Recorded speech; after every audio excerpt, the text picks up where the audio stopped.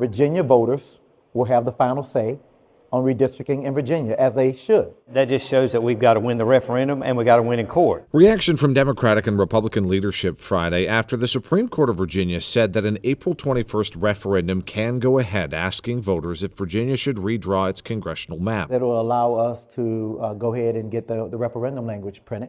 Those will begin, and we'll be ready to roll. Democrats want to temporarily redraw Virginia's 11 congressional districts that currently split 6-5 in their favor to one that splits 10-1 in their favor ahead of the 2026 midterms. In response to a Republican lawsuit, a Tazewell Circuit Court judge paused the referendum, saying the process behind it was illegal. But the Supreme Court of Virginia agreed to take up a direct appeal from Democrats and bypass the appeals court because, quote, the case is of such imperative public importance. And while allowing the referendum to proceed, the Supreme Court set up a timeline for arguments in the case that means a ruling will likely come after voters have their say. I'm confident the Supreme Court will see it as we do. We believe and we'll ultimately win in court. Both sides say they're now focused on messaging to Virginians, with Democrats saying it's a needed counter to what Republican-led states and President Donald Trump are doing, while Republicans say it undoes the voters who approved a bipartisan redistricting commission in 2020. We have no choice but to continue to make sure that Virginia voters are not disenfranchised.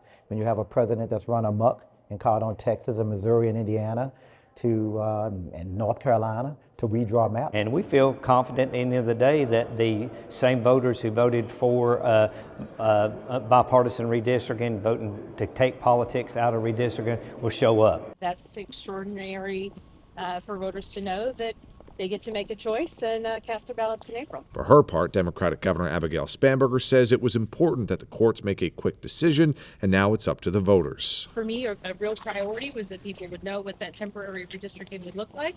The draft map is out, and so now it's up to the voters to decide. Now, while the referendum is set for April 21st, Virginia does have 45 days of early voting, meaning that Virginians can start to cast their ballot in less than a month from now, starting on March 6th.